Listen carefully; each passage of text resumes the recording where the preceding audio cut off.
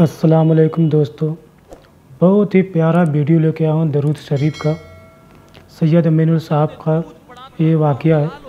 उन्होंने बयान किया है कि दरूद शरीफ की कितनी फजीलत है। दरूद शरीफ की बहुत फजीलत है। आइए सुनते हैं सैयद साहब से दरूद शरीफ की फजीलत। और न बगैर दुरूद के फरिश्ते पैदा होते हैं, तो अब बताएं जो दुरूद नहीं मानते उन मरदूदों का वजूद कैसे? फरिश्ते भी बगैर दुरूद के नहीं, इंसान भी बगैर दुरूद के नहीं। तो जिन मरदूदों को इतराज है दुरूद पर, अरे दुरूद वो है, अल्लाह नमाज नहीं पढ़ता नमाज का हुक्म देता है, रोजा नहीं रखता रोजे का हुक्म देता है, हज नहीं करता हज का हुक्म देता है। दुरूद वो अमल है, वो दुरूद भेजता भी है और दुरूद पढ़ने का हुक्म भी देता है। सुभान अल्लाह। वो ला शरीक भी मोमिनों को कहता है कि जब तुम दुरूद पढ़ते हो तो हम भी दुरूद तुम्हारे साथ भेजते हैं या हम भेजते हैं। सुनो सुनो, मेरे आका फरमाते हैं जब तुम दुआ करो या दुआ सुनो तो बुलंद आवाज से आमीन कहो। जिसकी आमीन फरिश्तों की आमीन से मिल जाती है उसकी मगफिरत हो जाती है, क्योंकि फरिश्ते भी आमीन कहते हैं, तुम भी आमीन कहते हो। जिसकी आमीन फरिश्ते की आमीन से मिल गई उसकी मगफिरत हो गई। अल्लाह भी दुरूद भेज रहा है, बंदा भी दुरूद भेज रहा है। जिसका दुरूद खुदा के दुरूद से मिल जाए उसका मर्तबा क्या होगा? जिसका दुरूद, अरे जिसकी आमीन फरिश्तों की आमीन से मिल जाए उसको जन्नत मिल जाए, जिसका दुरूद खुदा के दुरूद से मिल जाए उसका मर्तबा क्या होगा? इमामुल मुतकल्लिमीन मौलाना नकी अली खान अलैहि रहमा, जो आला हज़रत के वालिद बुजुर्गवार है, फरमाते हैं एक मर्तबा दुरूद पढ़ना पूरी दुनिया की नेमतों से बढ़कर है। दुरूद वो है, दुरूद का सवाब वो है। आइए बहुत तफसील में नहीं जाते, चंद बातें अर्ज करते हैं ताकि हम दुरूद पढ़ें, दुरूद पढ़ने के आदी बने, आज से आदत बनाएं। दुरूद पढ़ने में कभी शर्माया नहीं करें, बल्कि अपनी आदत बनाएं। उठते बैठते चलते फिरते आका पे दुरूद शरीफ पढ़ा करें, क्योंकि मेरे आका फरमाते हैं, तवज्जो करें आप, जब बयान होता है तो आप सोचते हैं ना कि आप मुकर्रिर के करीब बैठे, आप सोचते हैं कि नहीं सोचते?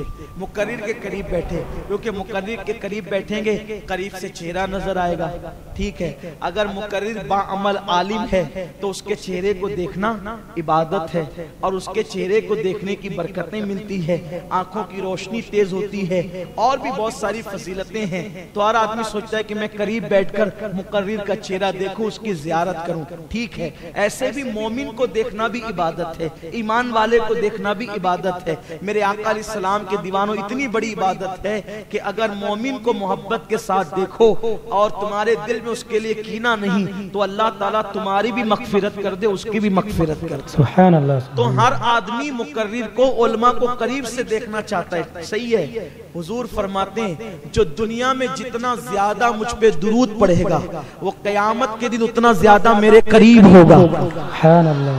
मुकर्रिर के करीब नहीं, जो तकरीरों का उन्वान है उस नबी के करीब, जो तकरीरों की जान है उस नबी के करीब, जो ईमान का ईमान है उस नबी के करीब। किसकी बरकत से?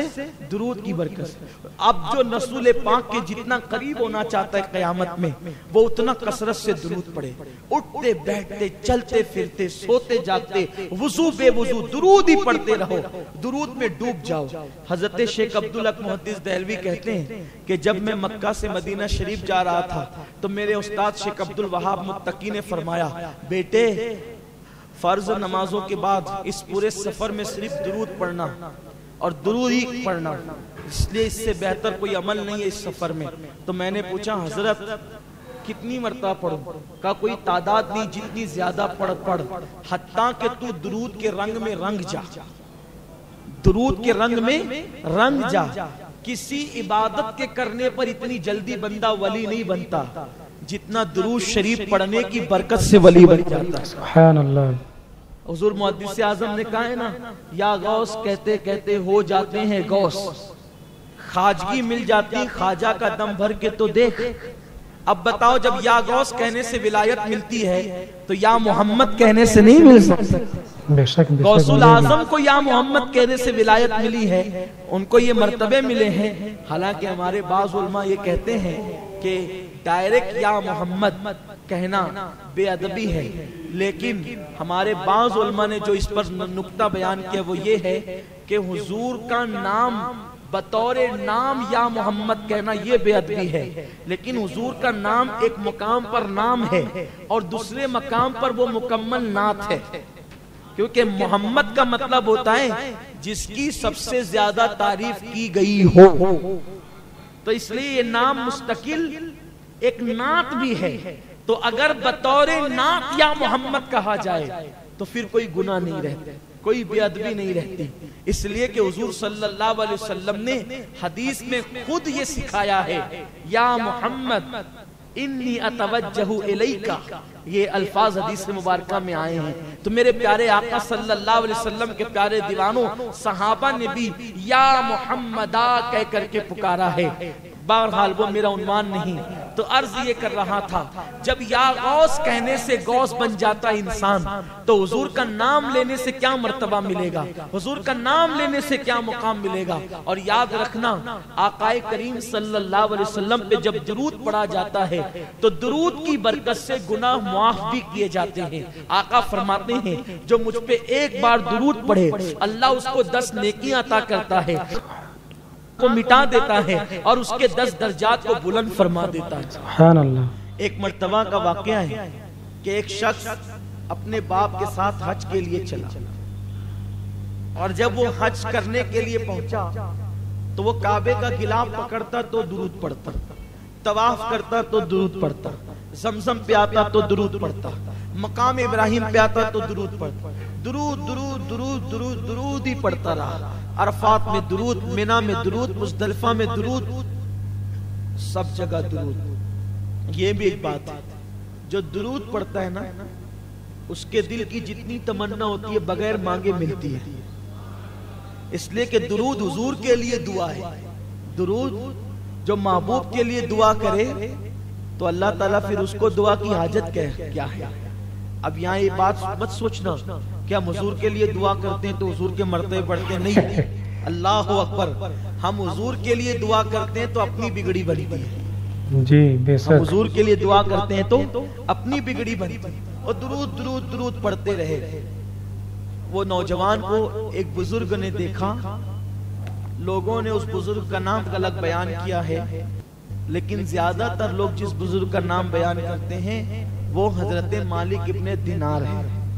حضرت مالک ابن دینار نے اس بندے کو دیکھا اور پوچھا کہ اے بندے، تو طواف کرتا ہے تو درود پڑھتا ہے، عرفہ میں درود، مزدلفہ میں درود، مقام پر درود، ملتزم پر درود، ہر جگہ درود درود، کیوں درود پڑھتا ہے؟ اس نے کہا اگر آپ اتنے بڑے اللہ کے برگزیدہ بندے نہ ہوتے تو میں آپ کو یہ راز کبھی نہ بتاتا۔ میں جو آ رہا تھا اپنے باپ کے ساتھ، جب میں اپنے باپ کے ساتھ سفر حج پہ نکلا تو مجھے معلوم ہے کہ میرا باپ بڑا پاپی ہے، لیکن میری نیت یہ تھی کہ میرا باپ حج کر لے گا تو اللہ تبارک و تعالی اس کے گناہ کو معاف کر دے گا۔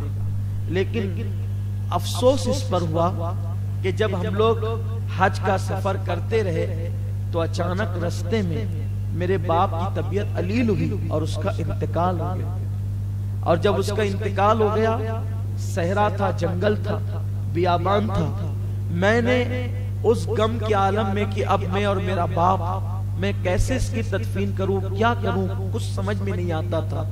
ایسے میں نے سوچا کہ ایک کام کرتے ہیں کہ باپ کے لیے قبر کھودتے ہیں۔ میں اپنے باپ کے لیے قبر کھودنے لگا تو میں نے کیا دیکھا کہ میرے باپ کی شکل گدھے کی طرح، اس کا پورا جسم انسان کی طرح اور اس کی شکل گدھے کی طرح۔ میں تو اور پریشان ہوا کہ میرے لیے تعجب کی بات زیادہ نہ تھی، لیکن پھر بھی افسوس تھا کہ وہ باپ ہے، کیونکہ وہ بہت بڑا پاپی انسان تھا، بہت بڑا گنہگار تھا، سیاکار تھا وہ۔ ایسے میں نے اس کے جسم پہ چادر ڈال دی، کیونکہ اب میں کیا کر سکتا تھا، میں نے اس کا چہرہ چھپا دیا اور میں اس کے سرانے بیٹھ کر کے رونے لگا۔ ایک تو بڑی محنت سے قبر کھودی ریت میں، اب اس کو دفن کرنا ہے، لیکن اس کا چہرہ گدھے کی طرح ہو گیا، چہرہ بگڑ گیا، اور میں دیکھ کر کے ڈرتا بھی تھا، حیرت بھی کرتا تھا، غم بھی تھا، افسوس بھی تھا، اسی روتے روتے میری آنکھ لگ گئی. جب میری آنکھ لگی تو میں نے کیا دیکھا کہ خوبصورت جوان میرے خواب میں دکھے اور بہت خوبصورت سا چہرہ تھا, کالی کالی زلفیں تھی, خوبصورت سی آنکھیں تھی اور ان کے جسم سے خوشبو کی لپیٹیں اٹھ رہی تھی. وہ چلتے تھے تو ایسا لگتا تھا جیسے عرش فرش پر آ گیا ہو. ان کی اس معصوم ادا کو دیکھ کر میں حیران تھا. وہ سیدھا آئے اور آنے کے بعد میرے باپ کی میت سے چادر ہٹایا, دیکھا تو جو ہے وہ گدھے کی طرح چہرہ تھا, اپنا مبارک ہاتھ چمکتا ہوا انہوں نے میرے باپ کے چہرے پہ پھیرا تو میرے باپ کا چہرہ 14ویں رات کے چاند کی طرح روشن ہو گیا, منور ہو گیا. اور جب وہ جانے لگے تو میں نے ان کا دامن پکڑ لیا اور عرض کیا, محترم آپ کون ہیں؟ اے مشکل کشا, میری مشکل کو دور کرنے والے کون ہیں اور میرے باپ پر اتنا رحم کرنے والے کون ہیں؟ تو انہوں نے مڑ کے کہا, کیا تم مجھے نہیں پہچانتا؟ میں محمد ابن عبداللہ ہوں, میں تیرے باپ کا اور تیرا رسول ہوں اور نبی ہوں. میں نے عرض کیا, آقا میرا باپ تو بڑا پاپی تھا, اس کا چہرہ گدھے کی طرح ہو گیا اور آپ نے آ کر اس کا چہرہ چاند کی طرح کر دیا, وجہ کیا ہے؟ ارشاد ہوا, یہ پاپی تو بہت تھا لیکن سونے سے پہلے مجھ پہ درود پڑھ لیا کرتا. جب یہ دنیا میں مجھے نہ بھولا تو مرنے کے بعد میں اس کو کیسے بھولوں؟ اور آقا علیہ الصلوۃ والتسلیم تشریف لے گئے. جب میرے آقا تشریف لے گئے تو کہتے ہیں میری آنکھ کھل گئی اور آنکھ کھلی تو میں نے دیکھا کہ میرے باپ کا چہرہ 14ویں رات کے چاند کی طرح چمک رہا تھا. اللہ اکبر. وہ کہتے ہیں پھر میں نے تو آپ نے دیکھا کتنی فضیلت ہے درود شریف کی. درود شریف کی بہت فضیلت ہے.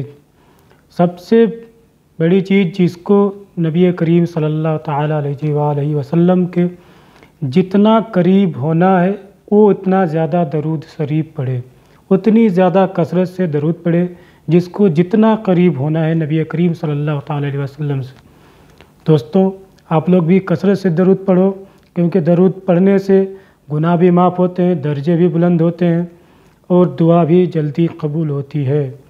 تو آج سے آپ لوگ بھی درود شریف کو معمول بنا لیں, درود شریف کو اپنا روز کا عادی بنا لیں. تو ملتے ہیں نیکسٹ ویڈیو میں, تب تک کے لیے خدا حافظ.